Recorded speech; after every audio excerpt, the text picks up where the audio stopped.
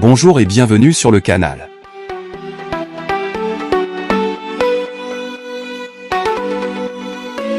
Nous continuons notre voyage sur les terres françaises avec l'intention d'atteindre l'Alsace.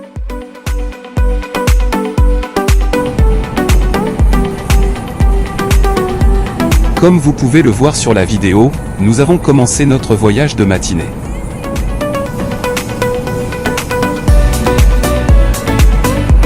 Nous sommes partis très tôt de notre mini-maison à Carcassonne pour parcourir les 850 km qui séparent l'Alsace de Colmar, où nous allons établir, pour ainsi dire, notre base d'opération pour effectuer la visite en Alsace.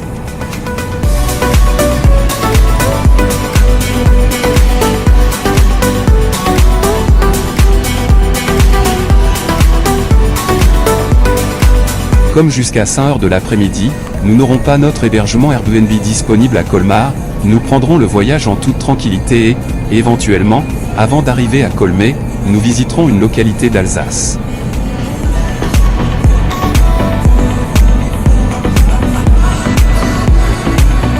L'itinéraire depuis son début sera pratiquement par autoroute comme hier, en alternant des tronçons libres et des tranches de péage. Il ne vaut pas la peine de quitter l'autoroute pour économiser quelques euros car dans les plus grands sites que nous traverserons comme Montpellier, Avignon, Lyon ou Dijon, il y a beaucoup de trafic et cela ne compense pas la perte de temps ni d'argent.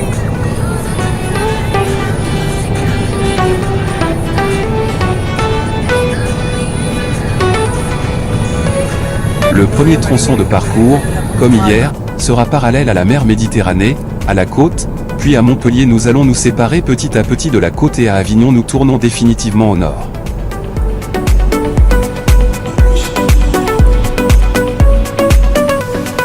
Bien qu'il y ait assez de trafic, nous n'avons trouvé aucun problème, seulement quelques petites retenues à Lyon ou dans les environs de Dijon.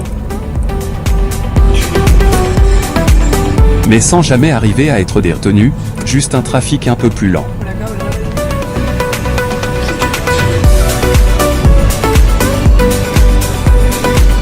Comme nous avons assez de temps, nous profitons de temps en temps pour nous reposer dans certaines des excellentes zones de service que nous offrent les autoroutes de péage françaises. Et comme je l'ai dit, ce sont d'excellentes zones de service par rapport à ce que l'on paie de péage, beaucoup moins cher qu'en Espagne.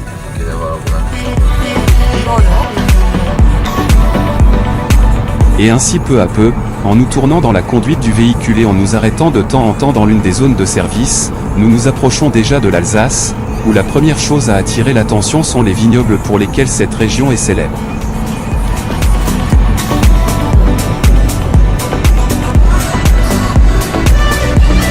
Il y a environ 51 vignobles de caractéristiques très particulières dont les vins peuvent être appelés grands crus bien que certains grands producteurs comme Huguel ou Trimbaz ont opté pour ne pas accueillir une telle dénomination.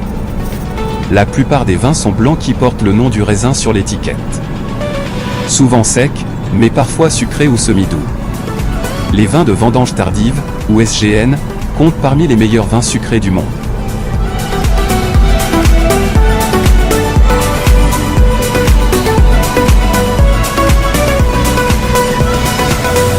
Et ainsi, entre vignobles, nous entrons peu à peu en Alsace. Et nous faisons notre premier arrêt avant d'arriver à Colmar à Eguissem, petite ville alsacienne d'environ 1600 habitants qui est née comme une colonie romaine, où la culture de la vigne en Alsace a été développée de manière pionnière depuis le IVe siècle.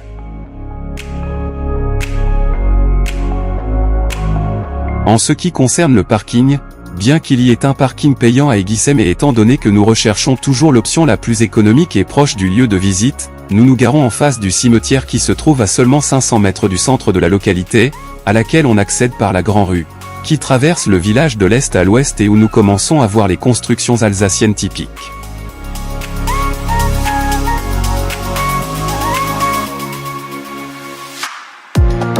Pour commencer la visite, nous le faisons en tournant à gauche vers la rue du Rempart Sud, où nous nous trouvons le Pigeonnier, un vieux colombier et emblème d'Eguissem et d'Alsace et qui, à certaines époques de l'année, convient d'aller tôt étant donné l'agglomération de touristes pour se photographier devant cette construction particulière.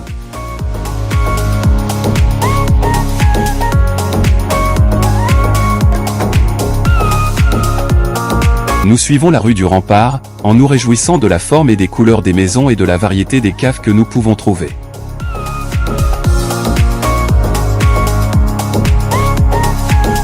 Nous retournons dans la rue principale et de là nous nous dirigeons vers le centre, la place du Château Saint-Léon. Cette place est l'une des plus belles d'Aiguissem, une place avec une vue panoramique de 360 degrés où vous pouvez profiter de la belle architecture des maisons alsaciennes, de la fontaine de Saint-Léon, des restes du château de Aiguissemé et de la chapelle dédiée au pape Léon IX.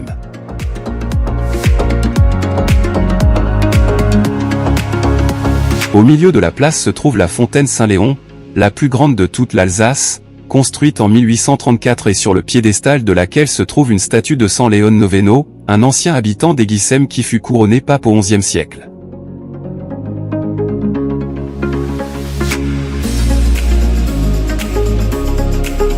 Juste derrière la fontaine, nous pouvons observer le château d'Aiguissem, où est né en 1002 le pape Léon IX. En raison d'un incendie en 1877, les maisons construites dans la cour du château et ses murs ont été détruits.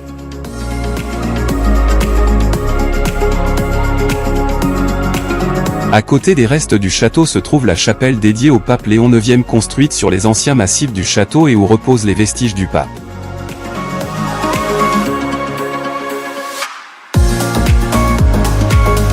Une autre des places à visiter est la place du Marche, la place du marché, surtout à Noël, car à cette époque de l'année, elle est entourée des marchés de Noël si célèbres dans cette région.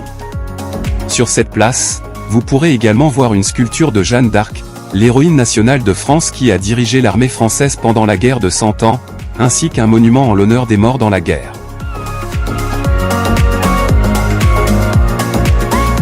Sur la place de l'église, à l'arrière du château se trouve l'église de San Pedro y San Pablo, initialement de style roman et qui s'est achevée en style gothique et dans l'intérieur de laquelle se trouve la sculpture de la Vierge d'Ouvrante du XIIIe siècle.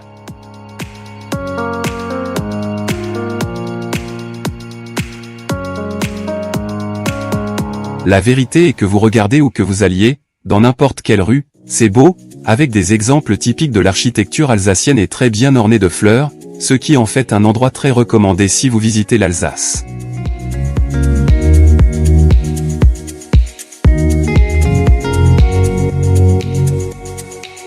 Une fois visité Aiguissem, car nous sommes déjà allés à Colmar à notre appartement qui se trouve à seulement 6 km d'Aiguissemé dans un quartier très calme de Colmar.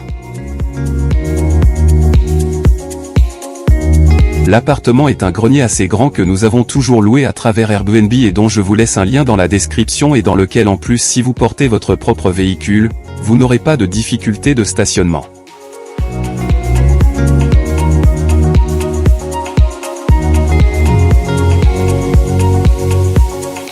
Je vous laisse également la description de l'emplacement du parking du cimetière d'Aiguissem.